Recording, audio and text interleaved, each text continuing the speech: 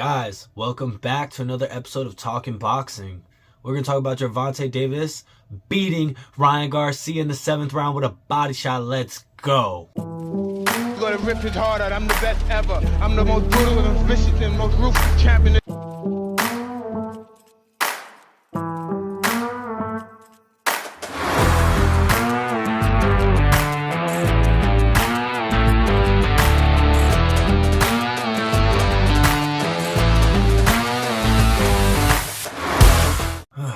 Alright guys, so Gervonta Davis came out with the W. Beautiful performance by him.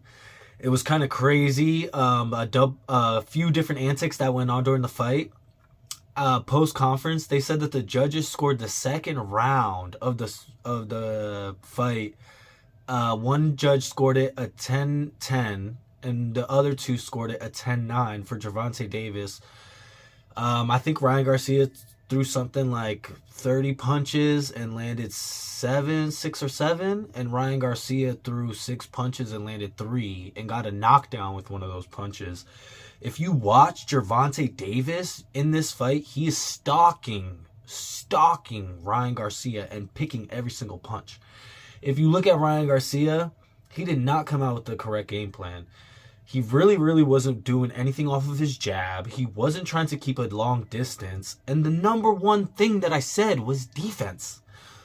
Both of these fighters talked about it in the fight conference because they both do leave each other open. But like I said, Gervonta Davis likes to use good head movement with his counters. So he's kind of still safe.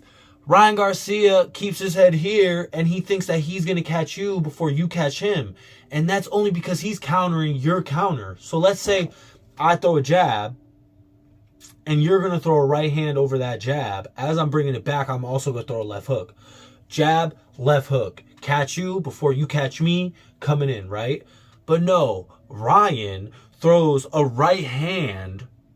Or I'm sorry, he's throwing his left hand. I don't even know what happened. I have to look it back. Oh my gosh, this shit just had me. He didn't come in a different fighter. Ryan Garcia had to know that getting dropped by Luke Campbell, that he could not come into this fight being the same fighter to be able to beat Gervonta. And he did. He came in as the same as that guy. And Gervonta knew if Ryan comes in as the same dude, I'm going to be good to go. And then having a mole in Ryan's camp? What? And the mole hurts you to the body and then reported that back. And that's how Gervonta knew to get you to the body? Dude. Brian's defense was low.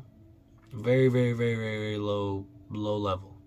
It was not a catch and shoot or I know you're going to try to catch me with this, so I'm going to catch it. And I said that in the first video. A punch you catch like this and a punch you catch like this are very different. So a punch you catch on your glove, a punch you move away from, a punch that you even if you just turn your head, you can take so much pressure off of a punch because it will just slide by. But Ryan stands right there with his head out in the way. So I lost 100 on Ryan because I bet on the underdog, and I bet $8 on round 3 or on round 11 that Ryan would get a knockout. So also lost that. So it's $108 total. But I'm still a Ryan Garcia fan. I'm still a Gervonta Davis fan. The things I talked about in the pre-fight to lead up of this fight are still existent. Ryan Garcia has a great amateur pedigree, great professional career, great style, great charisma, great speed, everything. He has a lot of good things.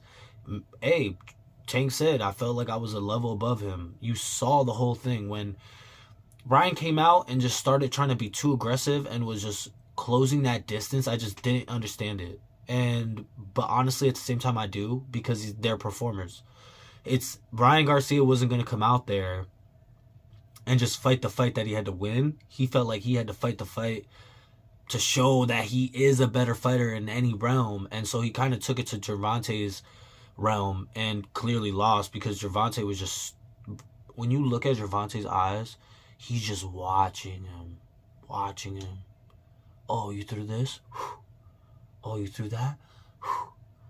Even you see when he hits him with the body shot, he's looking down, but his eyes are like this.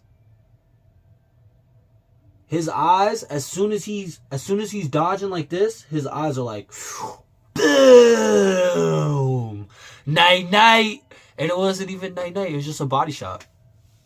And also, shout out to everybody who's talking about Ryan quitting on that. If you never boxed, if you never really got hit with a body shot and realized how much it genuinely takes out of you and the type of power that Gervonta Davis has, it's a shock. And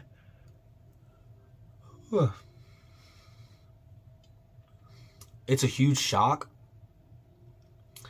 And if he got hurt already to the liver in camp, that means that his liver's probably still like brand new, you know. I've seen dudes that have gotten body shots and the next day they were peeing out blood from how bad their internal organs were damaged from that body shot. So it is a very real thing. I've gotten dropped by a body shot. I never got dropped by a headshot, and that's the thing a lot of people don't know is headshots don't actually hurt. They just disorientate you, I guess. Like, they make you feel dizzy, they make you feel out of it. You might see multiple people. Like, when you're telling you could see the other guy, you could be looking at the other guy, and you could see him doing stuff, but your reactions are slowed because you're stunned. And then having good cardio and being in great shape allows you to come back into where you need to be. But yeah, I mean, anybody can get hurt. Anybody could get dropped. Anybody could get hurt to the body, and a liver shot is one of the most real things. It literally just flatlines. Like, it feels like the whole right side of your body just crunches. And so you just, and you can recover. But most people, it takes a couple minutes at least. So to get up in 10 seconds, it's not really viable when your whole body is just crumbled. Like, it's crazy. And you can't, if you're taking away from the body shot that finished him, you're taking away from Gervonta's power. Like, we all know, if that same punch probably would have touched him on the chin, it probably would have dropped him again. So I think Ryan's still a great fighter. And most importantly about this whole thing, I'm glad that both fighters are healthy and okay, and they live on to fight another day, and they can do whatever they want. Gervonta Davis is a monster. He's a predator. He's not the next Floyd Mayweather. He is Gervonta Davis. I hate that. I hate that everybody wants to be like this other person. There's a lot of greats in history. You look at back in the day with Sugar Ray Leonard, Tommy Hearns, Marvin Hagler, and Roberto Duran. Those are the four kings of boxing from that era, and they all fought each other. They've all won and lost to each other, and they're still the greatest because they're amazing. And it's because their style was so impeccable, and the way that they mastered their own styles was just so impeccable that we all admire that. We all can go back and study that. And there's things about Ryan Garcia's game that you could study and learn from, and you can learn from his mistakes too. So I don't knock Ryan. Tank, we all know, is a monster. You could learn a lot from Tank. I think I fight kind of similar to Tank with I don't try to fight so much in a straight line, like going forwards and backwards like Ryan does. I try to use more lateral movement, head movement, like that throwing and then taking the half step back and to the side a little bit. I do that a lot too, and those are great tactics because in boxing, you cannot have your hands up all the time, which we all know.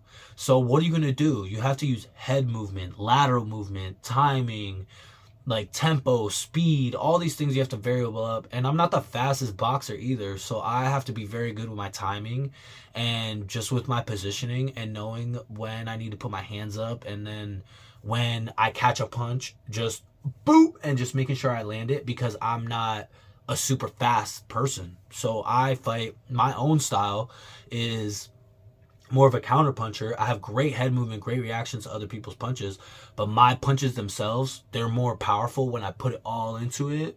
And so sometimes that puts me off balance, sometimes that puts me in a bad position.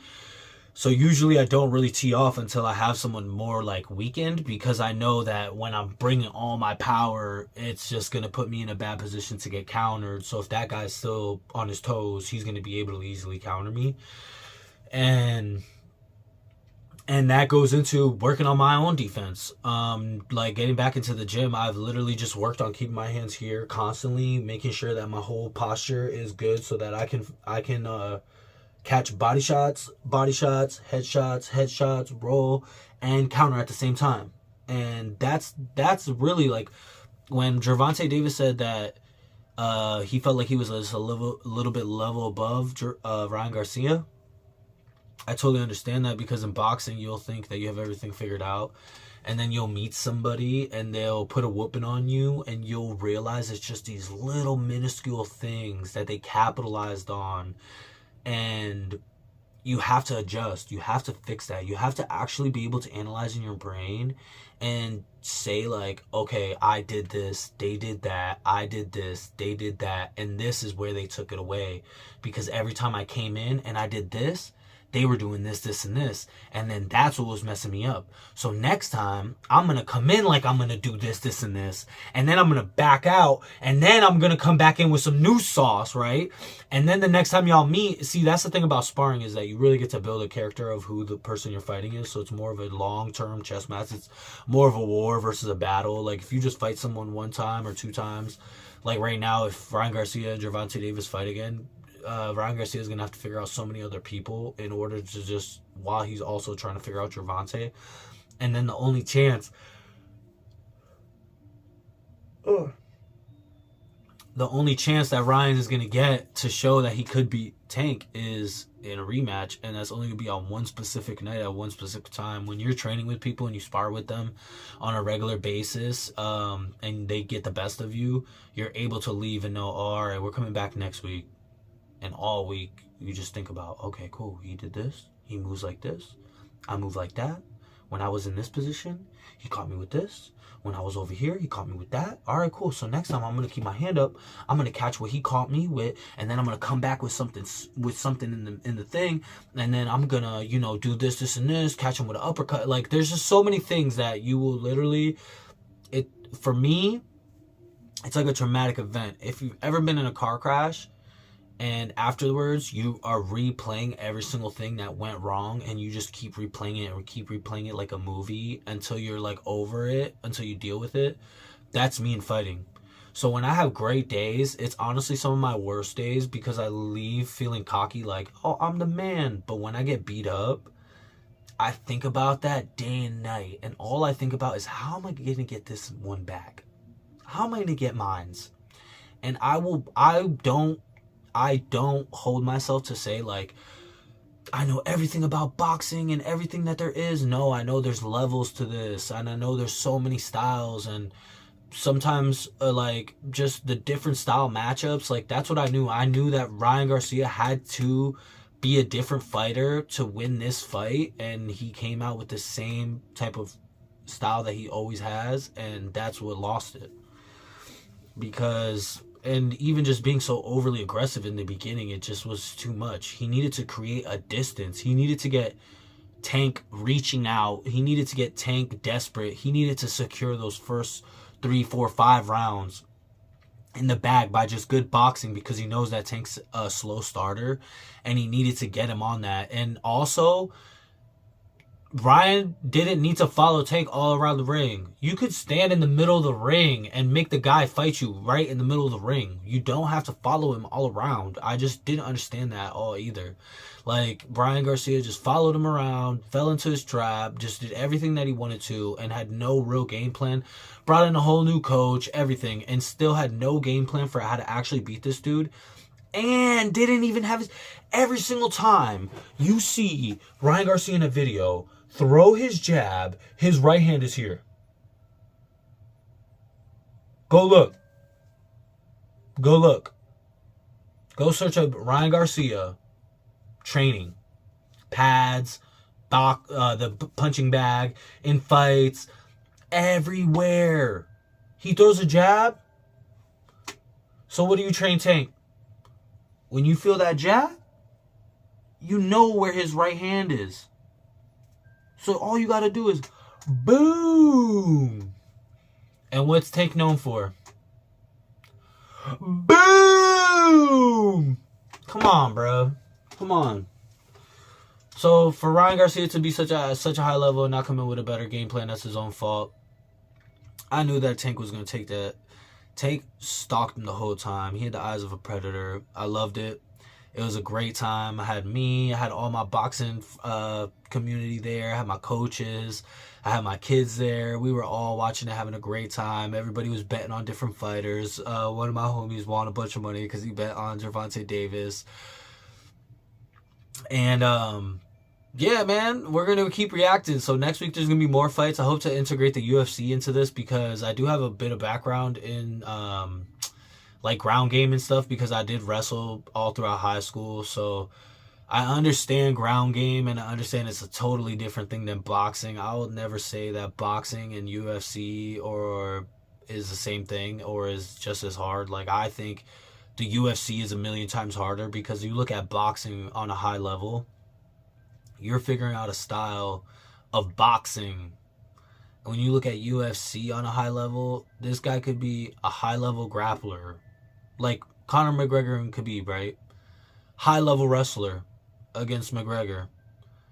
Drops him with a big over right hand by faking that high level wrestling and throwing in some boxing in there.